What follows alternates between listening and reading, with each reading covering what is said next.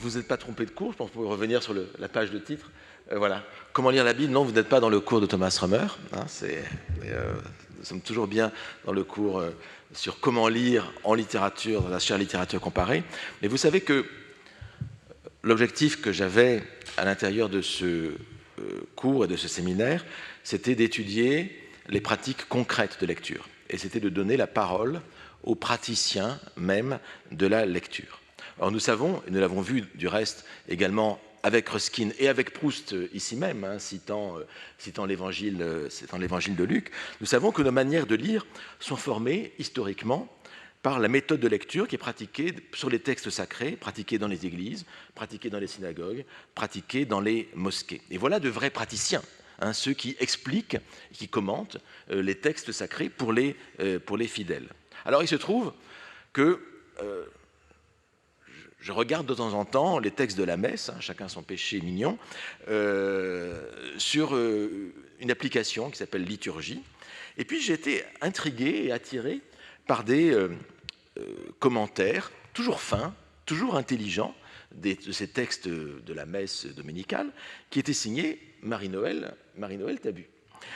Et avec toujours quelque chose qui m'intéressait beaucoup et qui nous intéresse ici, à savoir que la façon dont ces commentaires géraient de manière très intelligente, d'un côté les exigences de la science biblique et de l'autre les exigences de la foi et de la doctrine dans un cadre, en l'occurrence, catholique. Or, vu d'un regard extérieur, cette double exigence hein, de la vérité scientifique hein, sur la Bible et puis de la vérité de foi, cette double exigence peut paraître contradictoire. Il y a une sorte de double injonction, de double bind, qui m'a intéressé en tant que problème même de lecture. Et l'on sait que, historiquement, l'Église catholique, elle n'est pas la seule hein, parmi les églises, a longtemps été très méfiante à l'égard des sciences bibliques, dont le Collège de France est justement un repère historique avec Ernest Renan, Alfred Loisy et puis aujourd'hui Thomas Römer. Et donc j'ai contacté Marie-Noël Tabu, et d'abord sa première réaction, elle m'a dit je voulais qu'elle parle de sa manière de faire en tant qu'exégète, que lectrice. Elle m'a dit mais comment, je crois vous citer à peu près, comment oserais-je parler dans ce temple du savoir où Thomas Römer donne son cours, moi, simple, exégète, etc. Mais j'ai réussi à la convaincre, donc elle est là, devant nous, c'est merveilleux.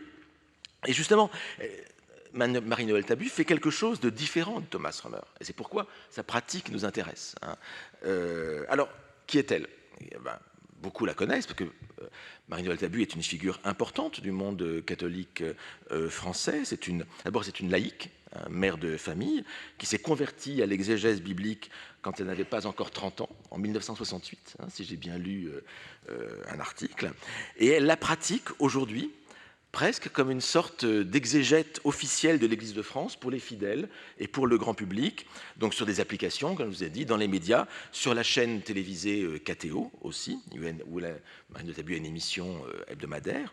Et puis elle a écrit beaucoup de livres d'exégèse destinés aux fidèles, Intelligence des Écritures en 6 volumes, qui est un commentaire des textes dominicaux, la Bible des familles, un commentaire sur le livre de Job, qu'est-ce que j'ai fait au bon Dieu, la souffrance et nous, un commentaire des Actes des Apôtres sur les origines de l'Église, et puis il va prochainement apparaître, je crois, un guide de lecture de l'Ancien Testament dans la liturgie. Voilà. Et donc, aujourd'hui, la question que j'ai posée à Marie-Noël Tabu, c'est comment lit-on la Bible à l'intention des fidèles avec ce double bind, cette double injonction. Et donc je suis content d'avoir une vraie praticienne ici, qui a l'habitude de parler en fait en public et à la télévision. Donc voilà, je suis très heureux de vous accueillir. Merci. Merci.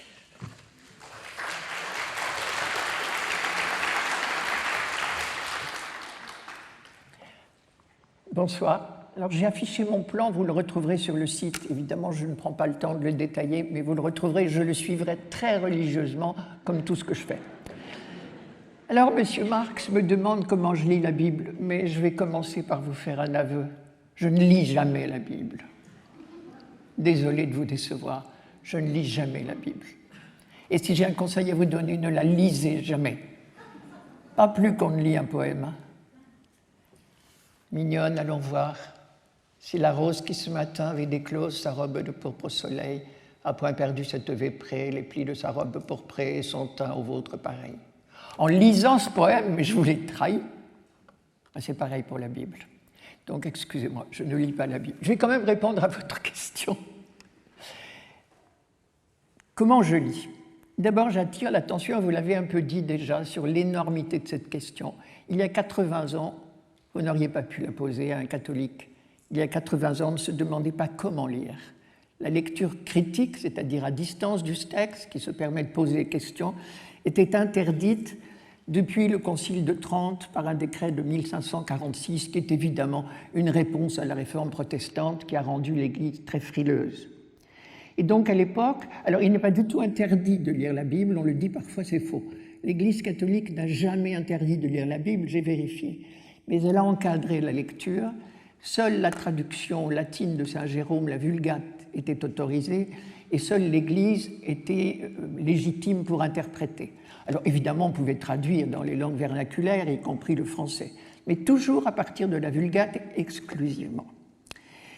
Reste que, de manière non officielle, les exégètes, depuis le XVIe siècle, lisaient, prenaient de la distance, vous avez parlé de Loisy tout à l'heure, là on est au XXe, mais prenaient de la distance et peu à peu le Vatican a changé d'attitude et cette nouvelle attitude s'est concrétisée par une encyclique mémorable qui a 80 ans, Divino Afflante Spiritu, dont j'ai noté au passage les éléments les plus importants. Désormais, c'était un devoir d'avoir une lecture critique de la Bible et d'abandonner la lecture fondamentaliste. Ce que j'appelle fondamentaliste, c'est prétendre à tout prix que la création a été faite par Dieu en 7 jours. Là, il y a longtemps qu'on a oublié ça, mais il y a 80 ans, je n'aurais pas pu le dire. Les insistances majeures, je les ai citées là, je les détaillerai après, bien sûr. Premièrement, recourir aux textes originaux et donc étudier les langues anciennes, pratiquer la critique textuelle, tenir compte du caractère de l'auteur, discerner et reconnaître les genres littéraires et enfin ne rien négliger de l'apport des sciences modernes, archéologie, histoire de l'Antiquité, sciences des lettres anciennes. Recourir aux textes originaux, étudier les langues anciennes, j'ai retenu une phrase qui vous fera peut-être sourire.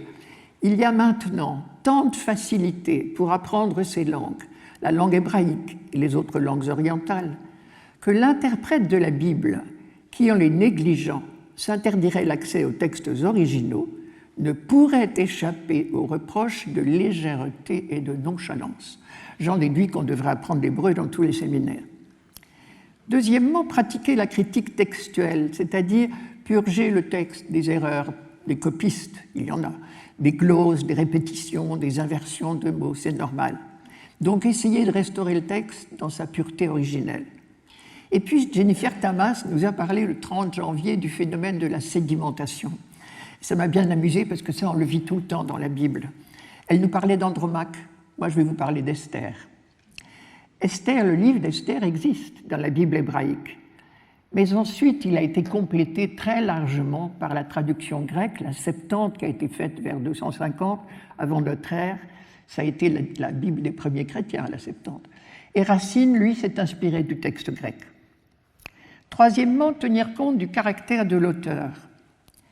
L'exégète doit s'efforcer de discerner quel fut le caractère particulier de l'écrivain sacré, ses conditions de vie, l'époque à laquelle il a vécu, les sources écrites ou orales qu'il a employées, enfin sa manière d'écrire. Il n'échappe en effet à personne que la loi suprême de l'interprétation est de reconnaître et de définir ce que l'écrivain a voulu dire.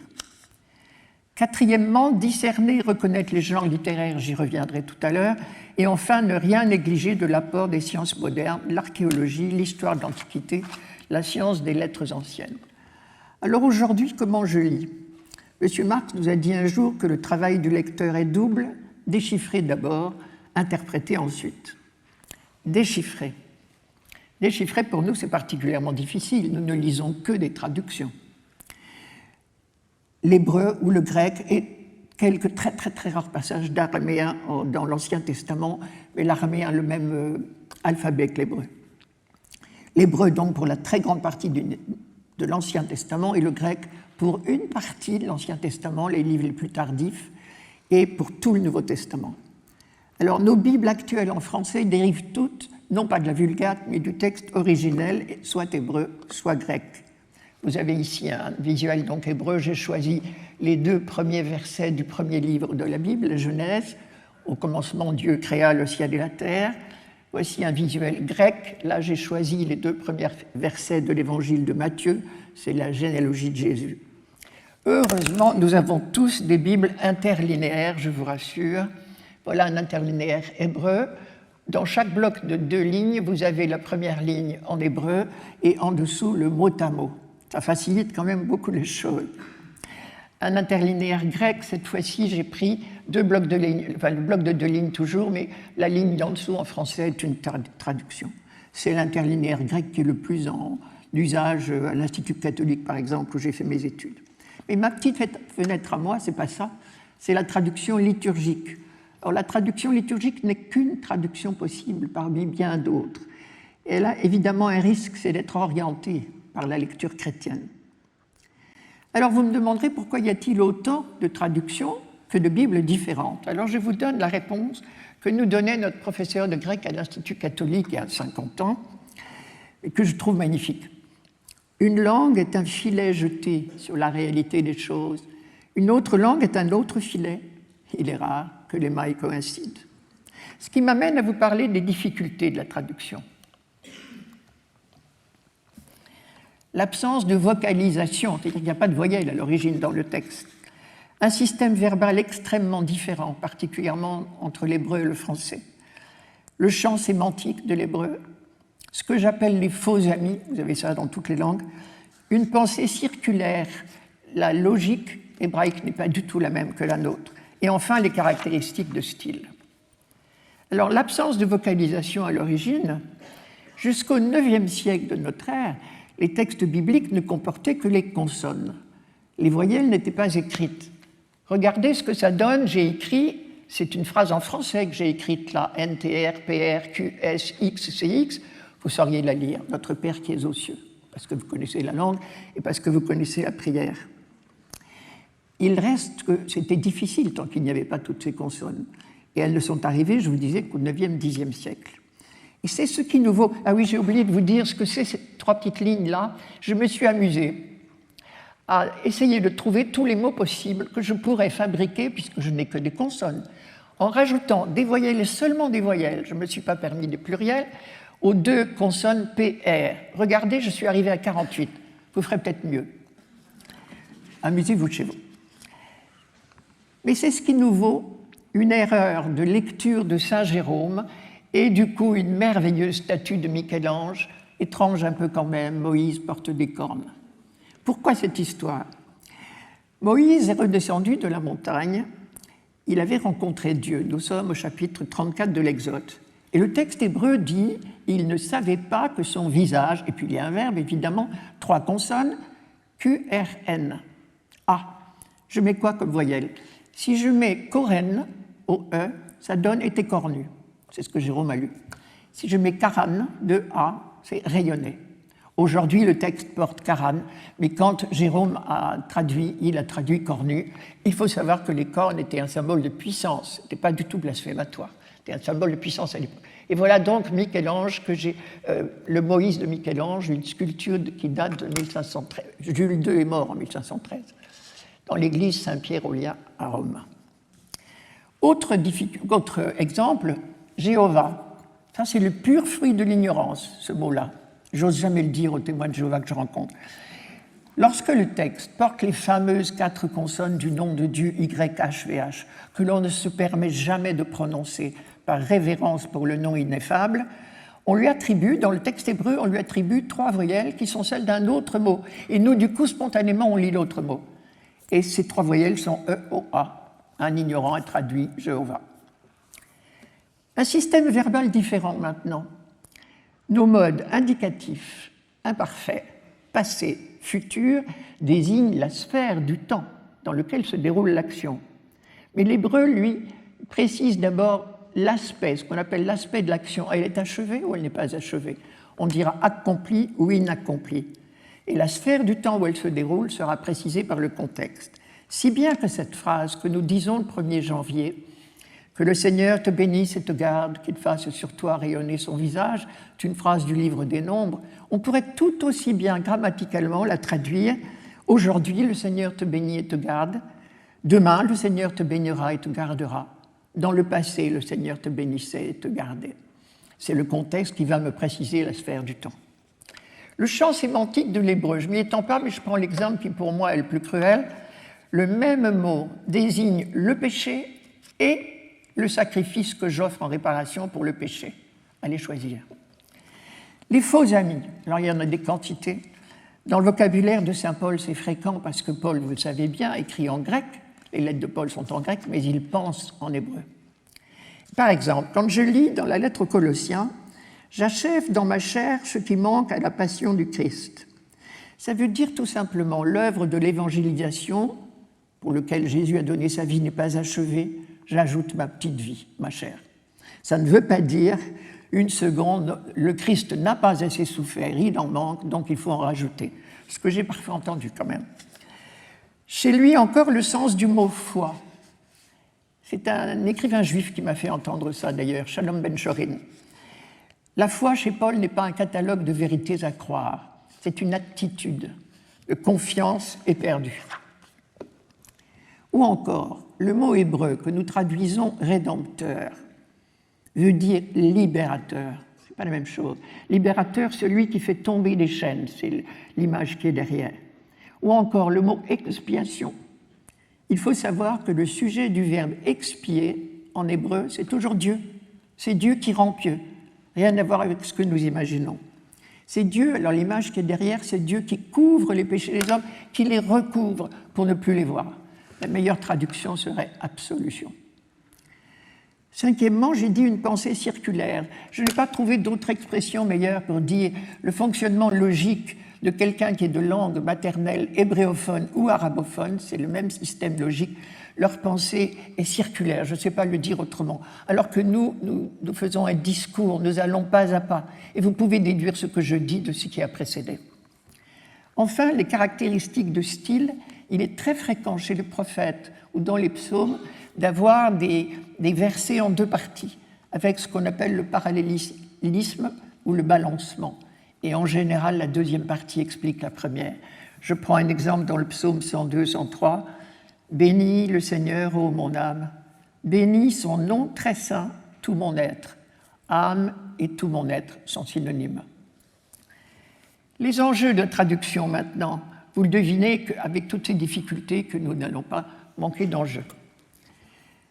L'enjeu théologique de la qualité de la traduction, le risque de choix idéologique, un problème majeur, on injecte toujours sa théologie quand on traduit, c'est évident. Et quatrièmement, pourquoi est-ce que j'attache tant d'importance à ces 4 lettres du nom de Dieu, YHVH, ce qu'on appelle le tétragramme? L'enjeu théologique, c'est une évidence, et les mots rédemption et expiation dont je viens de parler vous le disent. Le risque de choix idéologiques, ça c'est clair.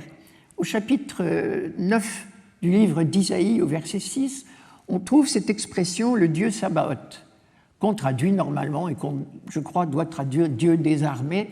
Dieu des armées, Tsava, en hébreu encore aujourd'hui, veut dire armée. Le Dieu des armées, c'est le Dieu qui nous précède aux armées. Certaines Bibles croient mieux, et là je pense à la censure dont nous parlait Guillaume Navot, certaines Bibles croient mieux de dire le Dieu de l'univers, parce que Dieu des armées, ça choque notre sensibilité actuelle. Mais c'est introduire dans le texte un universalisme qui n'y était pas du tout à l'époque. Le monothéisme date seulement du VIe siècle avant Jésus-Christ. Problème majeur, on injecte toujours sa théologie dans la traduction, et ça j'en fais l'expérience tout le temps. Si je traduis libérateur par rédempteur, vous voyez bien que ce n'est pas innocent, le mot latin m'entraîne dans un registre commercial. Et enfin, pourquoi j'attache une grande importance au tétragramme, YHVH?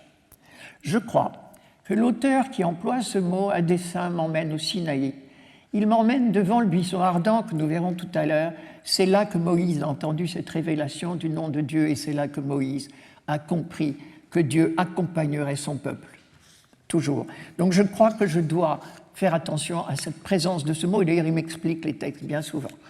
Alors, une directive romaine du 24 octobre 2008, il y a déjà plus de 15 ans, par cette directive, l'Église s'est interdit et nous demande de ne pas utiliser, c'est interdit d'employer le mot Yahvé, qui ne passe normalement jamais de notre bouche.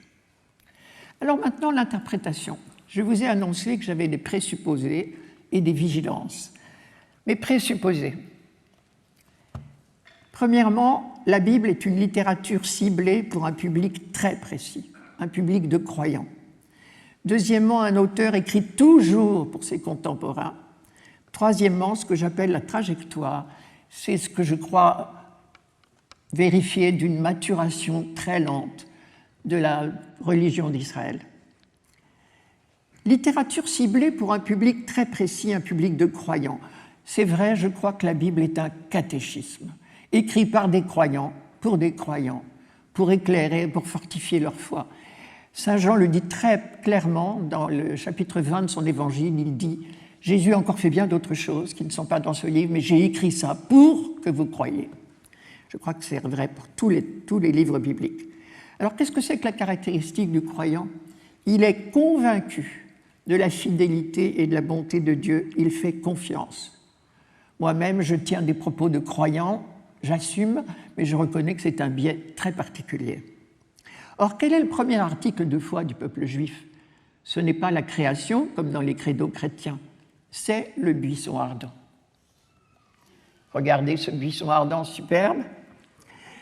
Je vous rappelle le récit, nous sommes au chapitre 3 de l'Exode, Moïse, berger dans le désert, vous savez qui s'est enfui d'Égypte. Berger, il a été attiré par une vision surprenante. Un buisson brûlait sans se consumer. De l'intérieur de ce buisson, il a entendu Dieu lui dire « J'ai vu, oui, vraiment, j'ai vu la misère de mon peuple en Égypte et je l'ai entendu crier sous les coups de ses chefs de corvée. Oui, je connais ses souffrances, alors je suis descendu pour le délivrer de la main des Égyptiens. » Chaque fois que j'entendrai ce mot YHVH, le tétragramme, on dit Adonai, nous, chaque fois que j'entendrai ce mot, je serai là, au buisson ardent. Deuxième point, un auteur écrit toujours pour ses contemporains. Un oracle est toujours de circonstance. Les prophètes parlent pour leurs contemporains, ils ne disent pas des prédictions, ce ne sont pas des devins, même si les médias voudraient nous le faire croire. Les prophètes prononcent des prédications. Et c'est d'ailleurs pour cette raison qu'on a été amené à supposer qu'à l'origine du livre d'Isaïe, qui comporte 66 chapitres, il y a en réalité 3 auteurs différents. Car le contexte de ces prédications est évidemment très différent. Le premier Isaïe prêche au 8e siècle, il nous donne les noms des rois contemporains, ce sont les chapitres 1 à 39. Le deuxième prêche pendant l'exil à Babylone au 6e siècle, ce sont les chapitres 40 à 55. Et le troisième prêche après le retour de l'exil à Babylone, chapitres 56 à 66. Enfin, il faut distinguer le temps de l'événement et le temps du récit. Par exemple, le fameux texte de Genèse au chapitre 22, que les Juifs appellent la ligature d'Abraham et que nous appelons le sacrifice, la ligature d'Isaac, excusez-moi, et que nous appelons le sacrifice d'Abraham. Ce texte a été écrit très tardivement, au 8e siècle, à un moment où renaissait la tentation de pratiquer les sacrifices humains. Et ce texte a été écrit pour rappeler que depuis Abraham, on sait que Dieu ne veut jamais le sacrifice humain. Troisième point, la trajectoire. Je vous parlais de la maturation de la foi d'Israël au long des siècles. Je crois, moi, qu'à partir d'Abraham, le catéchisme d'Abraham est tout petit, il n'y a pas grand-chose dedans. Et à partir d'Abraham, la foi d'Israël va parcourir des étapes de siècle en siècle. Le meilleur résumé, je l'ai trouvé dans le livre du Deutéronome, chapitre 8, verset 5. « Tu reconnais à ta réflexion que ton Dieu faisait ton éducation comme un homme fait celle de son fils. » Et donc, évidemment, la Bible se fait l'écho d'une expérience religieuse unique au monde. Un Dieu tellement inattendu, je dois dire que je suis allé d'étonnement en étonnement à partir du jour où j'ai ouvert la Bible. Et je peux je cherche à redéfinir en disant à la découverte du Dieu inattendu. Résumé, je vous l'ai dit. Et ce n'est pas fini. L'Esprit nous mènera vers la vérité tout entière, a dit Jésus le dernier soir, dans l'évangile de Jean, chapitre 16, verset 13. Conséquence de cette trajectoire, si mon hypothèse est bonne, c'est que le lexique biblique a énormément évolué. Le vocabulaire n'a pas changé. Les mots sont restés les mêmes et je vais choisir les mots qui fâchent. La colère de Dieu, la crainte de Dieu, le jugement, la justice de Dieu, la vengeance, et même le mot sacrifice. Tous ces mots sont restés les mêmes dans le vocabulaire biblique, dans le dictionnaire si vous voulez, mais le lexique a considérablement changé. Je vous donne quelques exemples. Sur la conception de l'alliance, par exemple, au début, l'alliance proposée par Dieu au Sinaï a été envisagée comme un contrat juridique comportant des engagements de part et d'autre. Et puis, à partir du prophète Osée, au 8e siècle avant Jésus-Christ, elle a été comprise comme un lien d'amour, de père à fils d'abord, et d'époux à épouse ensuite. Et les prophètes postérieurs parleront tous des noces de Dieu avec son peuple et même plus tard avec l'humanité tout entière. De l'énothéisme, nous sommes passés au monothéisme, c'est-à-dire que dans une première phase, on ne rendait de culte qu'à un seul Dieu, c'est l'énothéisme, mais on pensait que les autres peuples avaient leur Dieu et ils leur rendaient des cultes. On en a des preuves. Et on a découvert le monothéisme seulement pendant l'exil à Babylone, au VIe siècle. Encore une évolution sur le mot Messie. La compréhension du thème du Messie a considérablement évolué au cours des siècles, si bien que quand on chante à Noël, depuis plus de 4000 ans, nous le promettaient les prophètes, je ne peux pas m'empêcher de rire un peu. Il ne faut jamais croire les chansons. Enfin, sur la vengeance de Dieu et la justice de Dieu, encore un mot, parce que ce sont des mots difficiles. Au début, on considérait Dieu comme un comptable qui récompense les bons et punit les méchants, c'est ce qu'on appelle la logique de rétribution. À la fin de l'histoire biblique, on sait que Dieu n'est pas un comptable. Et alors évidemment, c'est dans le texte les plus récents que je trouve les plus belles phrases. C'est dans le livre de Ben Sirac, le sage, qui est un livre du IIe siècle avant Jésus-Christ, vers 180. Cette phrase extraordinaire, et je crois que le bon larron l'avait entendue. « Examine-toi attentivement, et alors, à l'heure des comptes, tu trouveras le pardon. » Ben Sirac, chapitre 18, verset 20. À noter que l'évolution, malheureusement, non, peut-être pas malheureusement, c'est humain, n'est pas uniforme selon les régions, selon les époques, selon les couches sociales. Ce qui fait que vous aurez parfois des discours parfaitement contradictoires. Dans des textes de la même époque, je prends pour exemple, après l'exil à Babylone, le discours sur l'accueil des étrangers dans les synagogues à Jérusalem, quand on est rentré au pays. Il y a eu un discours d'ouverture chez le 3e Isaïe, chez Jonas, chez Ruth, et il y a eu un discours que je dirais identitaire chez Esdras et Néhémie. Mais vigilance maintenant. Évidemment, l'objectif ultime est de ne pas faire dire au texte ce qu'il ne dit pas, mais d'essayer d'exploiter tous les indices. Premièrement, respecter le genre littéraire, me méfier des influences, de ce que j'appelle le prêt-à-penser, me méfier de mes propres ornières, remettre dans le contexte scripturaire, historique de la Bible, et enfin déceler les influences étrangères. Respecter le genre littéraire, il y a une variété extraordinaire dans ce livre qui n'est pas si grand pourtant, c'est toute une bibliothèque ce livre. Et c'est là que nous allons évidemment quitter la lecture fondamentaliste. Mon guide en Israël me dit une phrase qui me semble assez imagée. Quand un poète dit d'une femme qu'elle a des seins d'albâtre, ne va pas chercher de quelle carrière ils ont été extraits. Je ne vous apprends rien en vous disant qu'une fable n'a pas de vérité historique, vous le savez depuis longtemps, même chose pour les paraboles. Me méfier du prêt-à-penser. Ce que j'appelle le prêt-à-penser, je pense ici à ce que nous a dit Jennifer Tamas. Ces textes, ils ont été 1000 fois commentés, et donc nous sommes des lecteurs sous influence. Comment se fait-il, là vous voyez, nous sommes au paradis terrestre avec Adam et Ève, comment se fait-il que nous décrivions le paradis terrestre avec un pommier, une pomme, il n'y a ni pomme ni pommier. Il y a l'arbre de la connaissance de boni et mali. Vous connaissez le bonus et le malus. Bon, c'est tout en latin, boni et mali. Mais il se trouve que le même mot malus en latin veut dire pommier. Alors je pense que tout spontanément, les artistes ont représenté des pommiers et des pommes et nous voilà perdus. Et du coup, nous ne comprenons rien au texte parce qu'il n'est pas question de ça du tout, ni de pommes à croquer. Autre exemple, la vision de la femme enceinte dans le chapitre 12 de l'Apocalypse.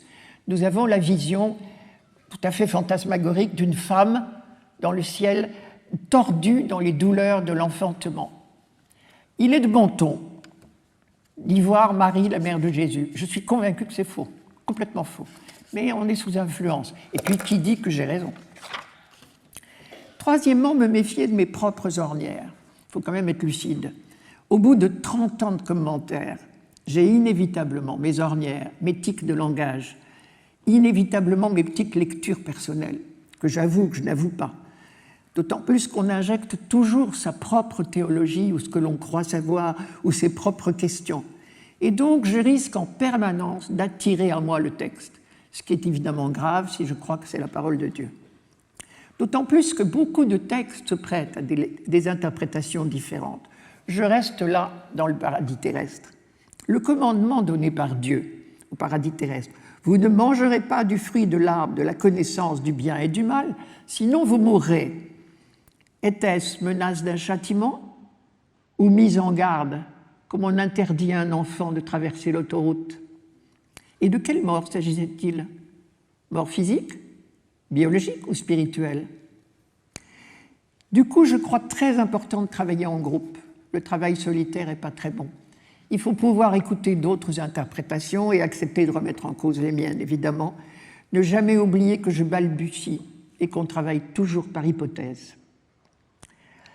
Pour une chrétienne, en plus, le risque est évident de faire des ponts trop vite entre l'Ancien et le Nouveau Testament. Conclusion, pour éviter de tomber dans mes ornières, me méfier du par cœur, recourir sans cesse aux textes originaux, écouter d'autres commentaires et continuer à me documenter sur les progrès scientifiques. Si les progrès de l'archéologie, par exemple, nous obligent à remettre en cause certaines idées reçues, il faudra accepter de réviser notre copie. Remettre dans le contexte scripturaire, historique, politique, c'est travailler sur le texte large, ne pas me contenter du petit verset que je dois commenter. C'est aussi pratiquer ce qu'on appelle l'intertextualité. Beaucoup de faits bibliques sont rapportés dans plusieurs livres. Ne pas hésiter à les rapprocher, c'est très instructif. Et les notes de nos Bibles, une Bible comme celle-ci y aide énormément. Le contexte historique, politique, connaître l'histoire d'Israël est indispensable. Le problème, c'est qu'on la connaît principalement par la Bible elle-même. Alors où vais-je me renseigner? Chez Flavius Joseph, un historien du 1er siècle de notre ère. Il a vécu de 37 à 100, mais il est partial parfois. Aussi, un autre lieu pour se renseigner, ce sont les annales des rois contemporains d'Israël. Et nous avons par exemple au Louvre la stèle de Mécha. Mécha, roi de Moab, c'est-à-dire aujourd'hui la Jordanie, au 9e siècle avant notre ère. L'ennui, c'est qu'une stèle est toujours à la gloire de celui qui l'érige. Alors, puis-je lui faire confiance? Vous vous doutez que l'intérêt de l'histoire est évident. Par exemple, pour comprendre les controverses de Jésus avec les pharisiens, je les comprends mieux depuis que j'ai lu Flavius Joseph, qui là est tout à fait crédible. On comprend le contexte juif du 1er siècle. Ou encore les écrits de Qumran nous éclairent. Difficulté supplémentaire, beaucoup de textes sont antidatés. Par exemple, le Deutéronome que j'ai cité tout à l'heure l'est évidemment. Mais par exemple, le prophète Daniel prêche au 2e siècle avant notre ère, vers 167-164. Il prétend être le contemporain de Nabuchodonosor, au 6e siècle avant Jésus-Christ. Mais en fait, c'est plus facile pour Daniel en période de persécution du roi grec Antiochus Épiphane, qui est effroyable, c'est plus facile de parler de Nabuchodonosor et des persécutions de Nabuchodonosor que de celles du tyran actuel. Enfin, connaître les coutumes. Je pense à la crèche de Bethléem.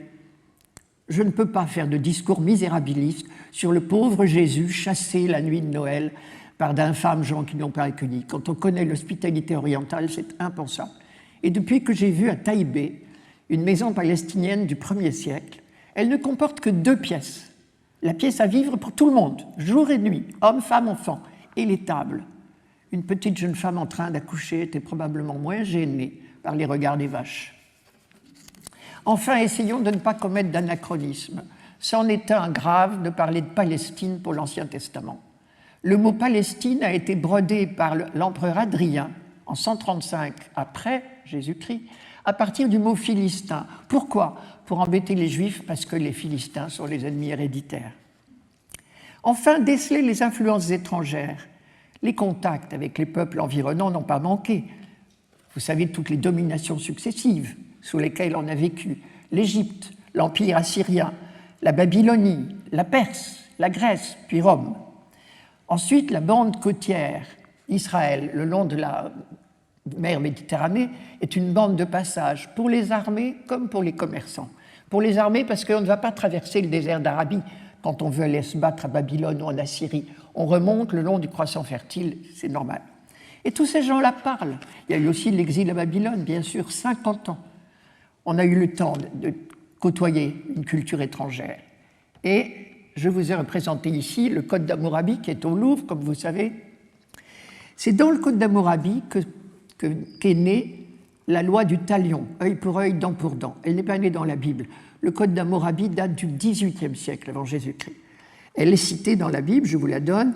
S'il arrive malheur pour malheur, s'il arrive malheur, tu payeras vie pour vie, œil pour œil, dent pour dent, main pour main, pied pour pied, brûlure pour brûlure, blessure pour blessure, meurtrissure pour meurtrissure. Cette loi était une étape, ce n'est pas fini, ce n'est pas encore le meilleur des mondes, je vous l'accorde. Mais c'était une étape, elle limitait la vengeance spontanée et elle proportionnait la vengeance à l'horreur. On venait de la Mecque qui se vendait de tuer 77 personnes pour en venger une. Je remarque au passage que dans le Code d'Hammurabi, elle est plus cruelle, car abîmer un homme important, un notable, c'est beaucoup plus grave que d'abîmer quelqu'un d'ordinaire. Dernier emprunt, je ne peux pas vous donner tous les emprunts que nous trouvons dans la Bible, mais je vous en donne un chez saint Paul, dans la première aux Corinthiens. C'est une illustration de la fable du ventre et des membres. Elle ne date pas de saint Paul, je vous rassure.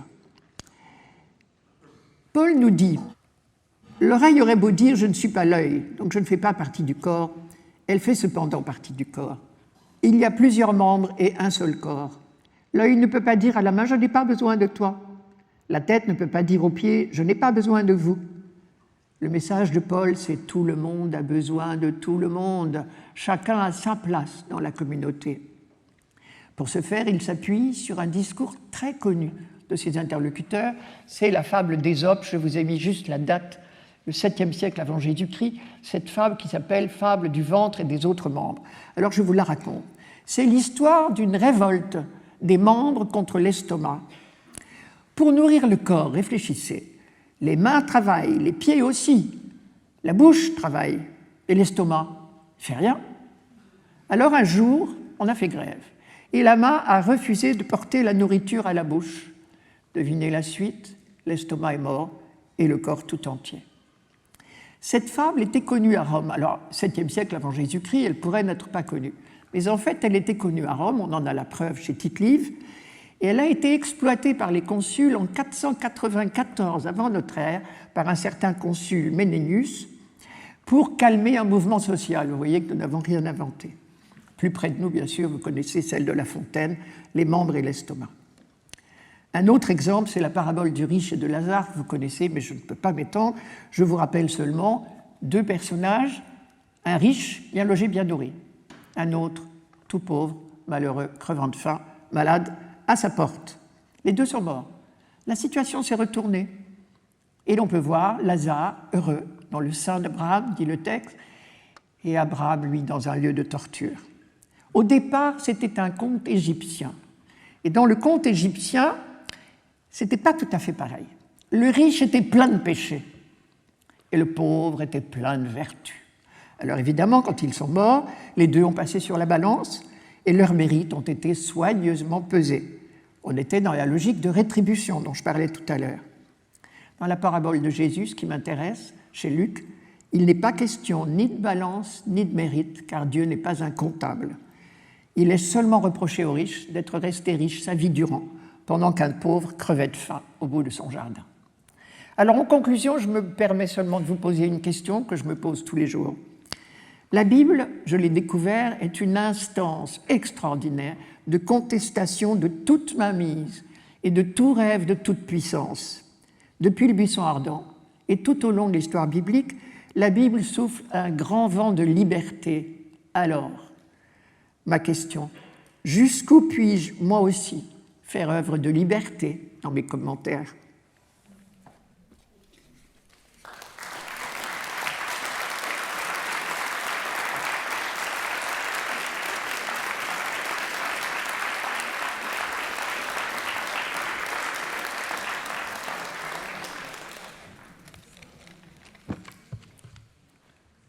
Vous installez ici ou pardon, comme vous voulez. Tout ce que vous voulez. Je suis prête à tout. Je suis prête à tout aujourd'hui, merci. Ben merci beaucoup pour ce témoignage. D'abord, il y a des choses fort intéressantes sur la Bible que vous nous avez dites et sur la complexité quand même de ce matériau.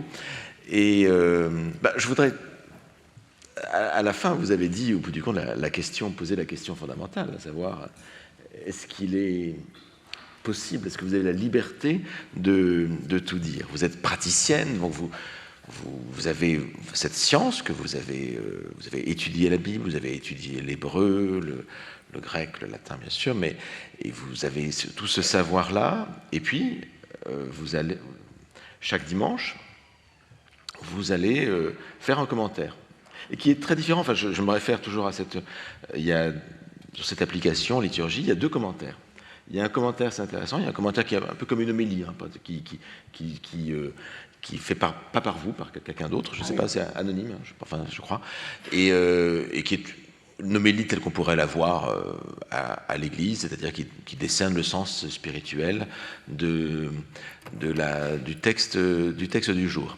Et puis il y a votre commentaire qui arrive, qui lui est un commentaire qui n'est pas indifférent au sens spirituel, c'est ça qui est intéressant, mais qui est beaucoup plus informé sur une exégèse, une explication linéaire, terme à terme des textes du jour. Comment vous voyez votre travail? Et voilà, vous pouvez garder, non, c'est bon. On m'entend? Oui, c'est bon. Ouais. Alors moi, je ne suis pas pasteur, j'ai aucune mission pastorale, donc je suis très à l'aise avec ça, j'ai aucune envie de faire une homélie, franchement. Ouais. C'est pas mon métier. En revanche, je suis convaincu depuis des années que le peuple chrétien n'est pas nourri et que peut-être ça explique la désaffection quand même pour beaucoup de gens. Moi, la Bible, elle a changé ma vie, ce qui est logique. Et pour beaucoup de gens, elle ne risque pas de changer la leur parce qu'on ne leur explique rien et que ces textes sont quand même très difficiles, je trouve. Donc, mais je suis très à l'aise, alors je suis contente d'entendre des homélies et follement contente de ne pas les faire. Alors là, je trouve que leur travail est très difficile, je ne les envie pas. Mais je pense qu'on a vraiment besoin d'entrer dans la compréhension. C'est vrai qu'au bout de 30 ans, les textes me parlent plus que le premier jour. Je me souviens de mon tout premier cours à la Catho, alors il y a très très longtemps, en 75 je crois. Je n'avais jamais ouvert une Bible de ma vie, ou à peu près pas, et à l'église on en lisait, mais on ne nous l'expliquait pas. Et je me souviens que le professeur nous a donné un texte à commenter. Il me semble que c'est un texte du Lévitique dans lequel je ne comprenais mais rien. Il nous a mis en petit groupe. Heureusement, il y avait des gens savants dans le petit groupe. Et quand on est venu rendre compte, comme on fait toujours, une religieuse s'est levée, toute sainte, toute mignonne, et a dit, elle avait trouvé dans ce texte que Dieu est bon, que Dieu est grand, que Dieu est juste, que Dieu nous aime, etc. Je me disais, où est-ce qu'elle a trouvé tout ça? Et le professeur lui a dit, ce n'est pas dans le texte, ma sœur. C'est vrai qu'on risque toujours d'injecter ce qu'on croit savoir par ailleurs. Ouais. Mais on a besoin d'explications. J'ai bien besoin, moi, de ces 50 ans pour comprendre un peu. Tout à l'heure, vous avez dit quelque chose d'intéressant. Vous avez commenté cette image qu'on a dans l'Apocalypse d'une femme dans le ciel, sur les Chapitre étoiles. 12, oui. Voilà, et qui a beaucoup informé une iconographie catholique très connue. On a ça sur les médailles de chapelle miraculeuse. Enfin, c'est assez. Et comment vous... Je ne peux pas croire que c'est elle parce qu'il me semble que ce n'est pas le sujet. Quand l'Apocalypse est écrite, on est probablement, on ne sait pas du tout, mais on est probablement fin 1er siècle. Marie n'est pas le sujet. Qu'est-ce qui se passe? On est en période de persécution. Moi, je crois que c'est le peuple d'Israël enfantant le Messie. Et enfantant dans la douleur, parce qu'on est en persécution.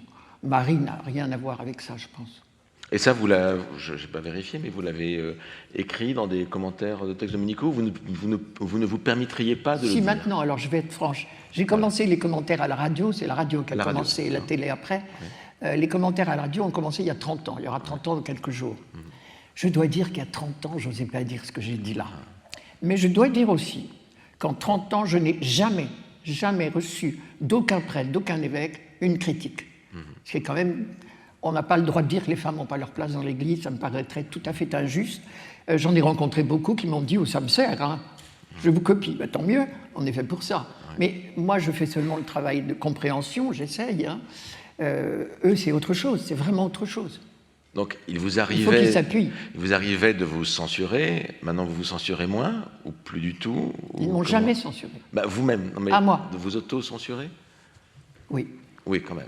Je relis, ce sont les mêmes textes tous les 3 ans. Oui. Donc j'ai quand même la base du travail, surtout que ça a fait des livres, mais je relis et je corrige et je me dis tiens là, puis je retourne mieux au texte aujourd'hui qu'il y a 50 ans, c'est clair. Oui. Mais ça c'est vraiment compliqué, d'autant plus qu'on ne sait même pas, par exemple je me suis mise à apprendre le syriaque, parce que vous avez des évangiles en syriaque, et il n'y a pas toujours la même traduction, alors lequel a précédé l'autre, et pourquoi c'est pas pareil. Par exemple j'ai un vrai problème avec Saint Jean. Ça, je n'ai pas trouvé la solution. Jean 21, 15, Jésus dit à Pierre, m'aimes-tu? En français, m'aimes-tu? Oui, je t'aime. M'aimes-tu? Oui, je t'aime. M'aimes-tu? Oui, tu sais bien que je t'aime. Ouais. En grec, il y a 2 mots. Philéo, m'aimes-tu d'amitié? Agapao, m'aimes-tu d'amour? Tiens, c'est intéressant. C'est mon guide en Israël qui me l'a appris. Athée, mais qui connaît la Bible bien mieux que moi. Alors, d'où ça vient, ces 2 mots-là? J'ai été voir la rétroversion hébraïque, moderne, bien sûr. Il n'y a qu'un mot. Le syriaque aussi n'a qu'un mot. J'en déduis que peut-être le grec est postérieur, parce qu'on n'aurait pas supprimé.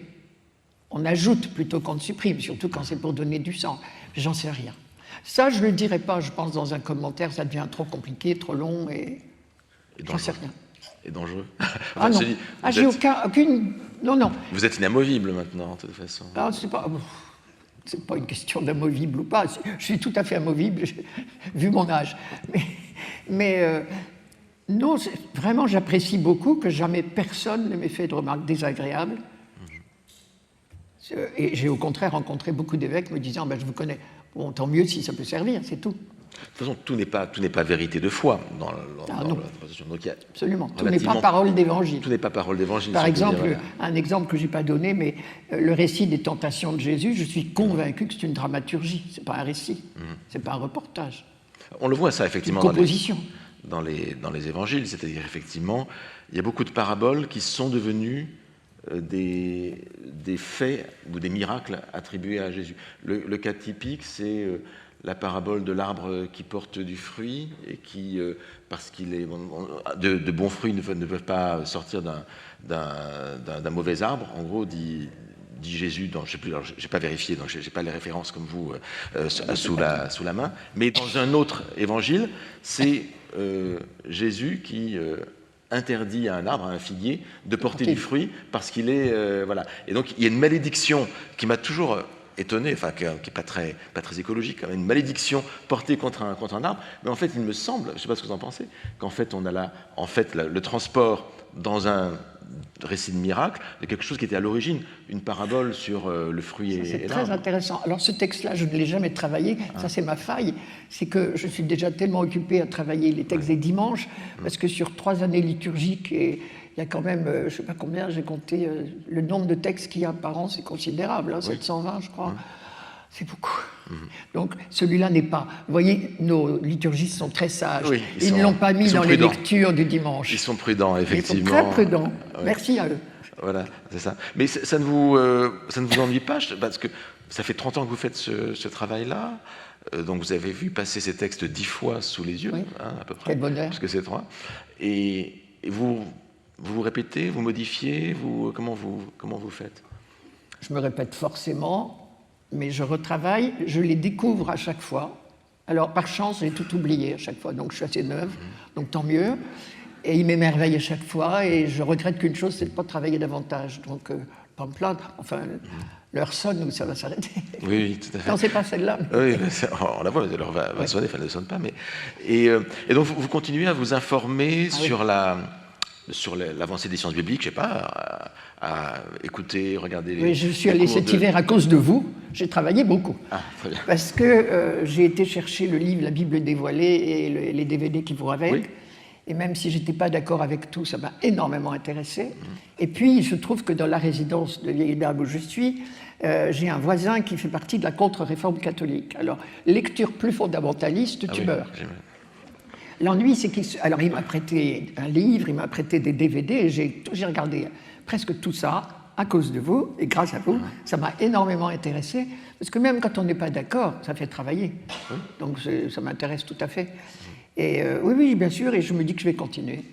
Vous m'avez redonné la pêche, peut-être. Donc vous allez écouter les cours de Thomas Romer Oui, peut-être. Merveilleux. Voilà une nouvelle auditrice.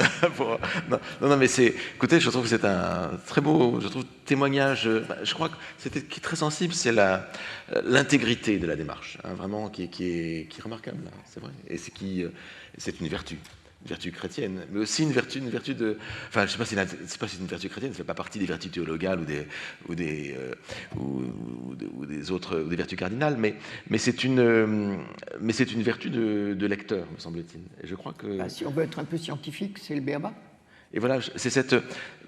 Vous êtes très très consciente me semble-t-il, du problème, enfin, de ce que c'est de commenter, mais il faut faire ce travail scientifique tout en essayant de s'adresser à des fidèles dans le cadre d'une foi donnée, en l'occurrence la foi. Pour tourner le bouton de Radio Notre-Dame ou de KTO, il faut quand même le vouloir. Donc oui. J'ai un public. Tout à fait. Mais je pense que vous êtes très suivi. Hein, je ne sais pas. En tout cas, là, vous attirez un nouveau public qui pourra peut-être vous écouter. Et je recommande cette finesse, cette modestie aussi, je pense, dans l'approche. Je la trouve tout à fait remarquable. Je pense qu'il y a quelque chose là d'un modèle de lecture, en tout cas un modèle de lectrice. Je vous remercie infiniment. Merci. Merci beaucoup.